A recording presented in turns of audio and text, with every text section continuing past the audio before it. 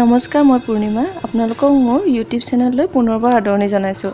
আজি মই আপোনালোকৰ আগত মমৰ চাটনিৰ ৰেচিপি এটা দেখুৱাবলৈ চেষ্টা কৰিছোঁ।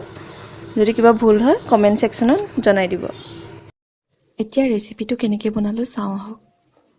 ইয়াৰ কাৰণে মই 3টা বিলাহী লৈছোঁ, এনেকুৱা চাইজৰ 2টা পিঁয়াজ, 15টামান শুকান কাশ্মীৰী জলকীয়া, আপোনালোকে বেলেগ শুকান জলকীয়া ল'ব পাৰে, এটুকুৰা আদা লৈছোঁ আৰু নহৰু ফুটা লৈছোঁ কেইফুটামান। এইখিনি মই ভালদৰে ধুই লৈছোঁ আৰু জলকীয়া ঠাৰিবোৰ আঁতৰাই লৈছোঁ। আপোনালোকে যদি কম জ্বলা খায় তেতিয়াহ'লে ইয়াৰ ভিতৰত থকা গুটিখিনি আঁতৰাই ল'ব পাৰিব।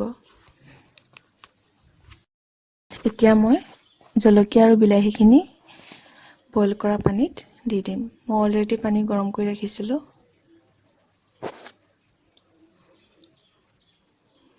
বিলাহীবোৰ এইদৰে কাটি ল'ব, তেতিয়া বাকলি গুচাবলৈ ভাল হয়, নহ'লে দুডোখৰ কৰি ল'ব পাৰিব।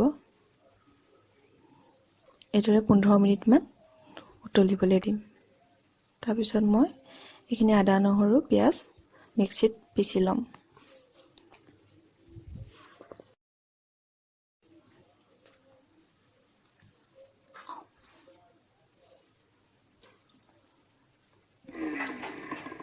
এনে হৈ গ'ল, পিচি লোৱা হৈ গ'ল।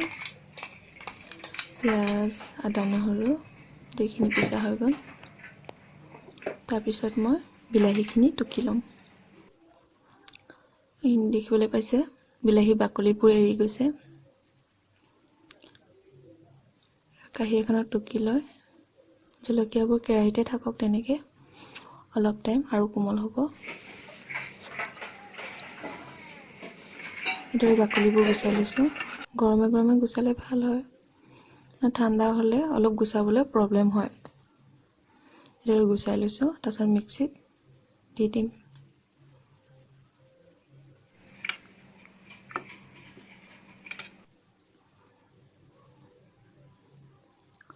এইখিনি পিচি লোৱা হৈ গ'ল। এটা বাটিত কাঢ়ি তাৰপিছত আকৌ জলকীয়াখিনি পিচি ল'ম। এইখিনি জলকীয়াখিনি হৈ গৈছে কোমল।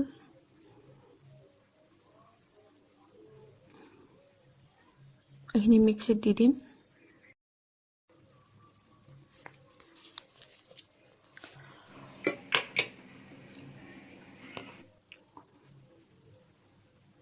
ধুনীয়া হৈছে কালাৰ।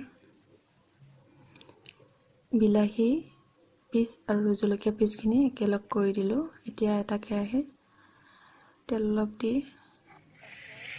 আদা, নহৰু ভাজি ল'ম অলপ কেঁচা গোন্ধ যোৱালৈকে। তাৰপিছত পিঁয়াজ দি দিম ইয়াত।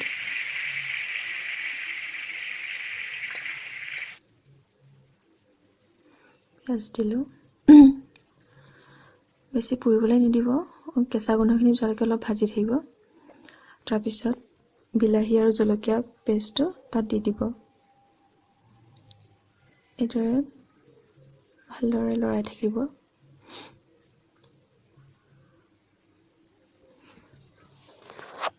সোৱাদ অনুযায়ী নিমখ দিব।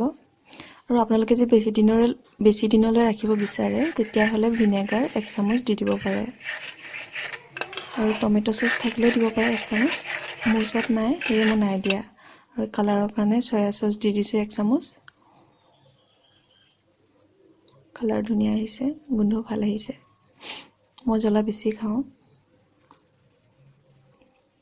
এইখিনি হৈ গ'ল।